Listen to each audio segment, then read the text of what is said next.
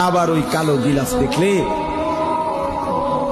মদিনার ওই সবুজ গম্বুজ দেখলে কলিজা ঠান্ডা হয়ে যাবে, চোখ সুখ পাবে, চোখের তৃপ্তি হবে, দেখার মজা মিলবে। আল্লাহ কোরআনে বলছে লিয়াশহাদু মানাফিআ লাহুম। আল্লাহকে যদি জিজ্ঞেস করে বান্দা কেন আমি হজে যাব, আল্লাহ বলে আয়েশা দেখো, লিয়াশহাদু, সে যেন আয়েশা দেখে। আইসো বান্দা, আসো না আমার ঘরে, আসো, আমি দেখাবো কুদরতের কি পরিমাণ নিদর্শন।